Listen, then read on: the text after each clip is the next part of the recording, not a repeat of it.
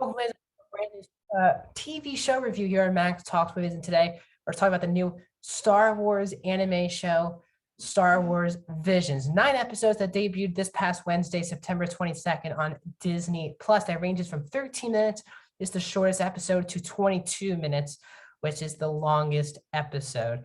Before we start talking Star Wars Visions, please like the video, guys.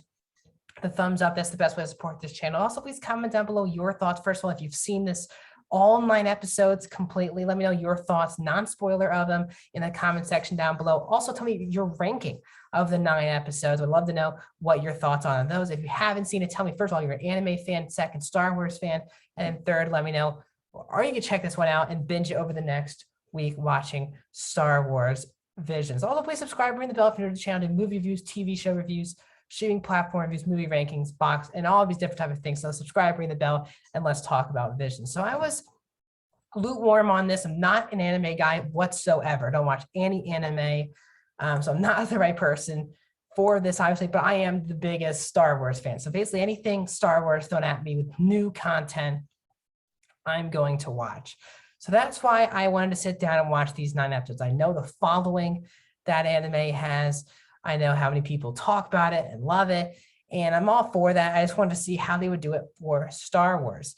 And I said, there's 9 episodes. They do not connect at all to each other. They're 9 separate stories. There was also announced the other day that these stories are all not canon. So these things have nothing to do with the movies or the shows that are canon. This is just these people, whoever got to create, I think it was like 7 different Japanese studios got to create this, create these stories. You know, if you want to listen to it with the way it's supposed to, I guess you would say, if it's Japanese voice and you have American subtitles, you can do that. You can also listen to the show, or sorry, get the audio of the show when you're watching on Disney Plus.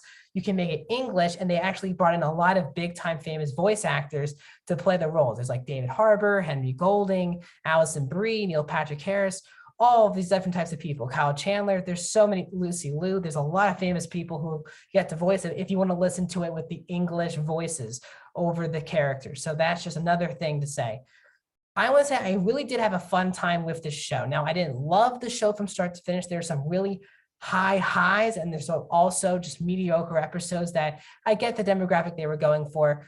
I'm not going to go into spoilers also whatsoever, because I know a lot of you are unsure about the show and want to know information about the show. So I'm not going to give you any spoilers. This is just a picture, by the way, from one of the episodes.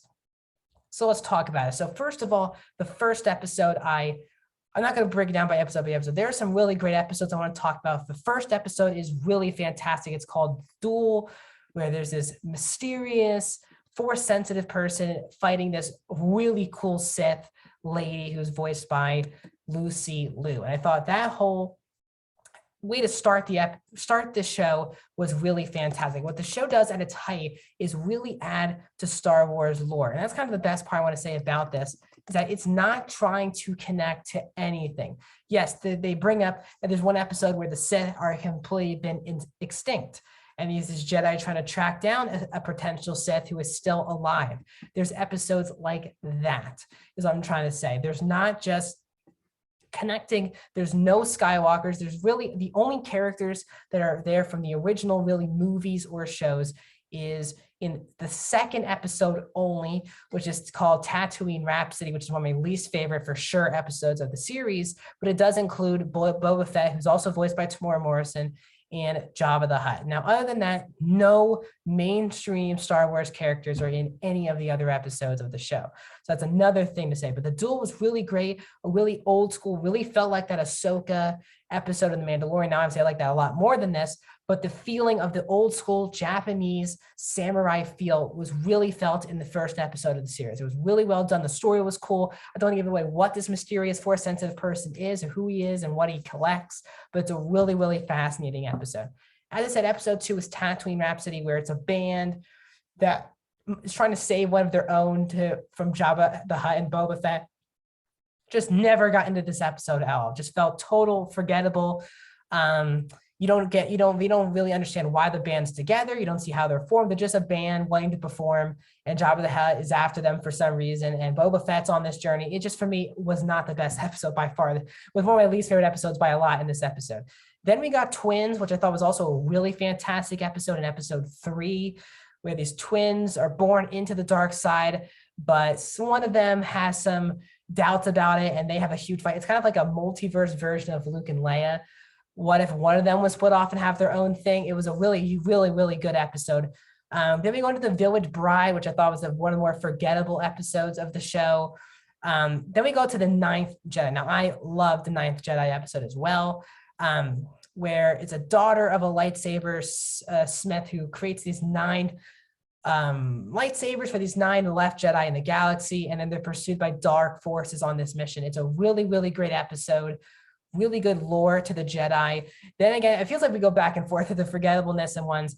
Then there's TOB1, which really does sound like Obi-Wan, but it's also Toby is kind of what the character is called. It's a cybernetic boy who wants to become a Jedi, but he discovers dangerous things around this snowy Tatooine area. It, for me, was a really I couldn't really tell what was going on half the time in the episode. It was the most confusing episode for me. It wasn't the worst episode, but for me, it was the most confusing thing of what was actually going on, how it really connects to Star Wars. It was one of the ones that didn't feel Star Wars really that much, which was a bit disappointing. Now, the next 3 episodes I really, really liked. The first one's The Elder, which is in episode 7, where it's the Jedi's Padawan pursuing a dark and powerful presence on this planet, which turns out to be the Elder. Really fun episode where David Harbour voices this is the episode actually right behind me. He plays that person with the green lightsaber. He is really, really subtle, and it felt very Star Wars to me. This episode was really breathtaking to look at from an animated point of view.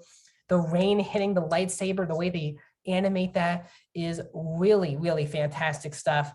I loved this episode really from start to finish, the emotion of it. I wish the Padawan had a little bit more to do with this episode. It was very much the subdued. It was trying to give off a message. We have an elder, we have a master, and we have a Padawan, 3 different generations.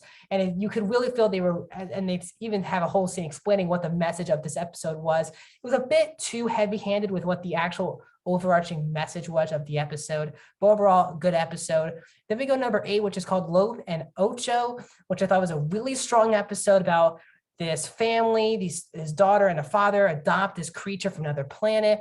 And then you transition 7 years later, and Ocho, the blood daughter of her, wants to join the Empire. And the family is torn about if the Empire gives them benefits or the Empire gives them, or does not help them at all, and really tears their family apart. It's a really breathtaking episode, again, from an animated point of view.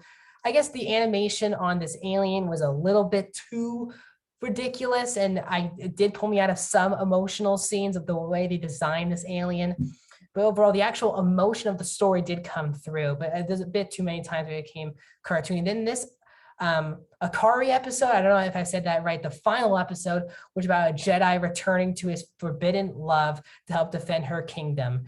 The first 5 minutes, like, this is not good. And then the last 5 to 10 minutes, I would say 5 to 7 minutes of this episode are easily the best parts of this entire series, where you really realize what this Jedi has been looking at in his dreams. And it's just a really fascinating episode. So that's kind of my breakdown of the 9 episodes in non-spoiler ways.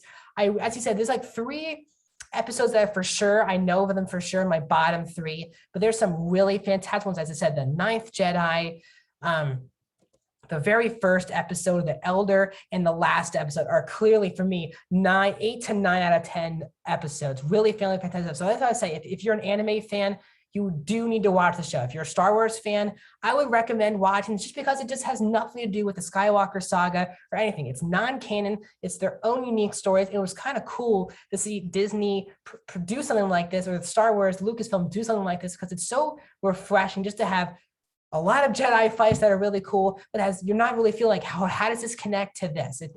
That's kind of the best part I want to say about Star Wars Visions. But as a whole, I really like this series. I'm going to give it 3.5 out of 5, a 72%.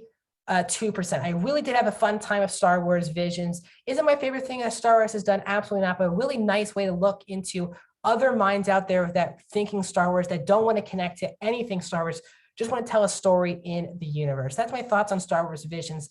Please like the video, guys, subscribe, ring the bell. Tell me your thoughts on Star Wars Visions in the comments section down below. If you're new to the channel, I've already done my playlist. I'll give you my TV show review playlist right here. I've already done a whole breakdown of each episode of The Bad Batch this year. So you can check out my reviews of Bad Batch. I'll obviously in December when Book of Boba Fett comes out, we're going to break down each and every episode. So if you're new to the channel, subscribe, ring the bell. My upcoming videos here tomorrow, a new Netflix movie will be coming out. So I'll do my review of that.